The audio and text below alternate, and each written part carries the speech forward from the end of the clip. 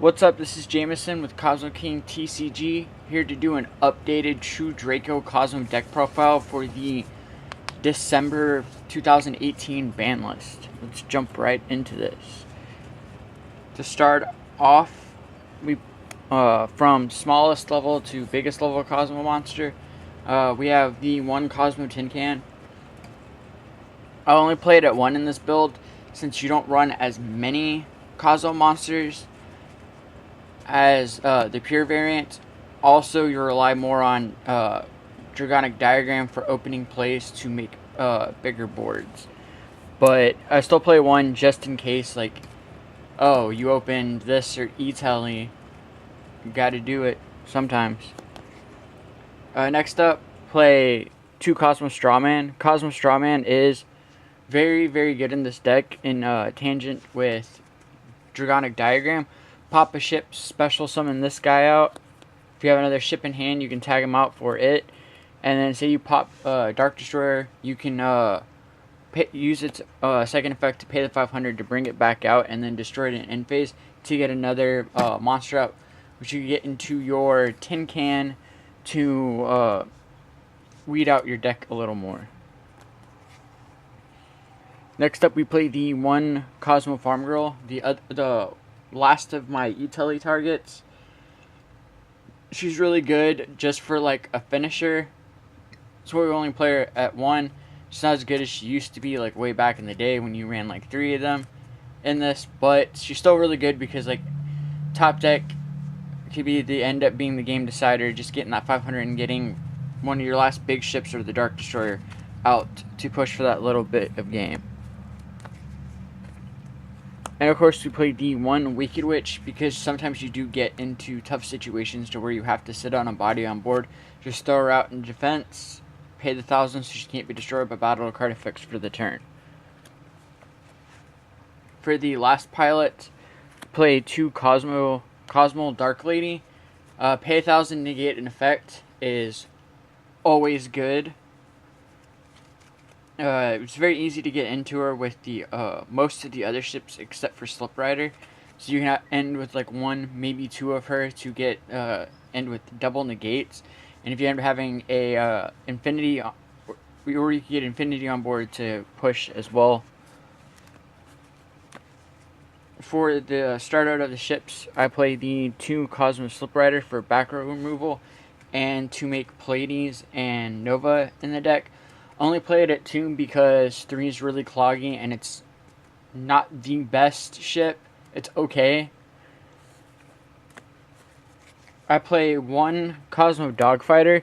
I play the Dogfighter because it can open up the link plays into the Nightmares if you let it sit out long enough. Which sometimes it does. Like, I've played the BA and like the Dark Warrior deck to where you got through enough of the stuff to where you bring this guy out and just sit on it for a couple turns to build up. And to start out the non-targeting monsters, play the two Cosmo Forerunner. Any deck requires you to target, bring one of these guys out, and they have a hard time getting it off, especially on decks that can't pump out a 2800 or bigger monster very quickly. And of course, if it does stay on your field, on your standby phase, you do get 1,000 life points. Which playing at Striker does help out. Played one the other day and had one of these in my standby phase for like 2 turns. Oh, camera fell. For 2 turns to beef up my life points a little bit because I was getting very, very close to losing to help me push for game. And last but not least, your boy is free at max 3 Cosmo Dark Destroyers. I played 2 really nice ones and 1 ugly one. Eventually, hopefully, get a 3rd secret. Just waiting for that price to level back out after its release. 3K beater that can't be targeted that pops on summoning. And floats when it's destroyed. What more could you want? Very self-explanatory for it. On to my true Draco monsters. We only run 4. And that is the Ignis to help search your spells. To help get your heritage and your disciples a lot quicker, especially the disciples later on to help get that extra draw power and recycle your monsters, spells, and traps. And then of course we play the 1 dynamite to pull out the return and apocalypse. Wish you was at more than 1, but like get 2 apocalypse on board very easily. Pop 1, half attack, and then later on you contribute someone to pop another one. Like, it's just good. And of course the 1 Majesty Maiden to help search out the other monsters. If say you open up her and one of the continuous spells or traps, that way you can search out the Ignis and Dynamite if you're unable to get into a diagram or had your diagram negated. And for our hand traps, I play the triple Gamma and the 1 driver. This card's easily like pretty broken. Negate something very important on your opponent's turn. That way they can't go off, or if you're able to activate it going first, can help you get into a Stardust or an Omega first turn to rip a card and have that 1 destruction negate. Or going second, you can make the Scarlight Red Dragon Archfiend and blow up the field and burn, and then push for damage. And if you open up Farm Girl and a 2 Draco monster, it's very easy for you to push into game from that point. And a great part of it is if you Synchro summon with these on board, they don't get banished to the end phase, so it keeps your other 2 Gammas live in the deck in case anything else happens. On to the spells. I play, of course, the 3 diagram. This card is broken in the deck. Destroy one of the ships in hand. You get an add and a summon off of it, which could in turn bring you a negation, token spamming, or just the ability to recur more resources out of your deck at the end phase. Then we play 2 Cosmotown. We only play 2 in this build because opening diagram makes a hand of ships less bricks than if you were to open it and then just do the mulligan. But sometimes you do open up this and not the diagram, and you need a mulligan to try to get the better hand. And it also, like, later on in the game, it helps you recycle all your banished ships and pilots. And to search it out, to play the 2 terraforming, because you want to be into diagram first turn always. Well, of course, if you have a ship. If you don't, Cosmotown's the way to go. And just to push for it a little harder, we of course play the 1 set rotation to give yourself the diagram and your opponent the Cosmotown, so where you contribute 1 of these spells or summon a Forerunner to pop the Cosmotown and get a free search off as well. Gives you pretty good advantage with that. Then of course we play the 2 True Draco's Heritage. Play it after you do your shenanigans, draw a card or 2. And of course, with Tributed, you pop a spell card. And that's always good. And also too, like, if you have this out and you have the Cosmotown and you need something better, you can always tribute this for one of the True Draco monsters, pop your Cosmotown, and get the card that you needed to do the plays that you need to for that turn. Next up, we play the 2 Disciples. Target 3 True Draco cards in your graveyard, shuffle them back in the deck, draw a card. Another card that helps you get through resources, or recycle your resources. And of course it has this and the True Draco's Heritage. They let you get the additional tribute summon during your main phase after the card resolves.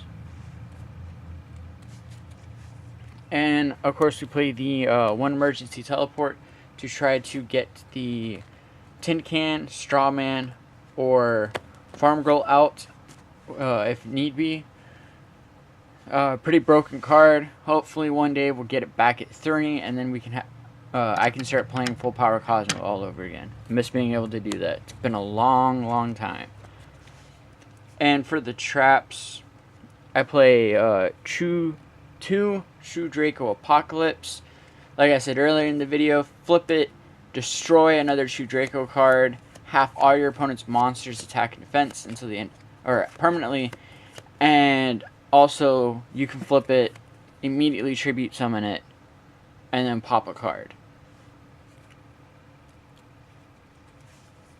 Of course, we play the one True King's Return to revive True Draco monsters in the graveyard, and of course always use it on your opponent's turn.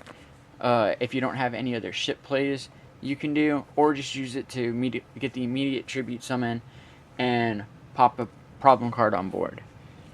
And last but not least, since I'm trying to keep it at a 40 card deck and I didn't want to play like 41, 42, I'm only playing one Kozmojo, untargeting removal, and it destroys one of your ships to get another one out. So like you could always destroy the Cosmo Town to add this to hand, or you can play the Russian Roulette with Tin Can to hope that you get it in hand. I choose not to, because if it gets engraved, there's not really a way for me to be able to use it later on.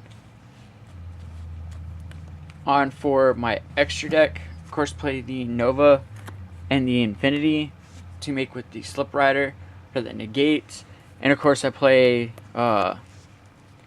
the Cyber End Dragon just in case. Nova gets destroyed on its summon, so you get a 4K beater that does piercing. And of course I play the one Pleiades, because sometimes making Infinity isn't always the best option. Sometimes you just gotta bounce it out of the way. And of course I play the Vocalsaurus.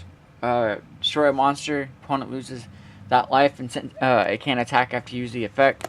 So you play the Gaia to overlay over to still be able to attack and do piercing damage. For my links, I only play the Nightmares, the Cerberus for monster removal, the Phoenix for spell and trap removal, Unicorn for if I don't have a monster bigger or I'm just trying to push for game to get things off, and the Griffin because you can eventually lock out part of the effects, of course, unless they use the arrow pointing towards their side. But it's a good way to be able to still get your ships off, because you just bring a pilot out at its arrow, and it helps you. It's really the only way to recycle any of the spells or traps that you weren't able to keep up with, basically. For Synchros, I play the 1 Omega to steal a card, the 1 Stardust Dragon for that little piece of damage negation, and the 1 Scarlet Dragon. These I can only make with the Gamma, and going second is really the best way to be able to utilize any of them, because I can't synchro on my opponent's turn. So going first, these two are the best options for if you say your diagram gets Gamma, or your diagram gets negated with an Ash or anything like that. You just throw the Gamma down, bring it out, then you can make the Omega to either steal a card, Stardust to get that little bit of protection, and the Scarlets for going second for when there's already somewhat of an established board and things you can destroy. Just bring this out, activate its effect, destroy everything, burn your opponent. This will be able to get you 3k, and then anything else that you're able to bring out for the turn. The last 2 slots are pretty open. I'm playing the two of the Chimera Techs, the Mega Fleet, and the Fortress, because a lot of times playing this deck I do side Cyber Dragon. But if you want to do the side Ash, or not Ash Blossoms, Cherries, you can always replace these for the monsters that you feel would be most necessary, like a Kagari, or like an Assault, to where Dark Warrior or Sky Striker aren't able to go off as big as they want to. And also, Sky Striker is a very hard matchup against the big ships. Thank you for watching. Please like, comment, and subscribe down below for future content. I just want to thank everybody out there that's been supporting us for the time that we've been on. We'll try to get more content for you guys. I know it's been a little slow for us, but thank you for being patient. Just like, comment, subscribe down below. I'll see you guys later.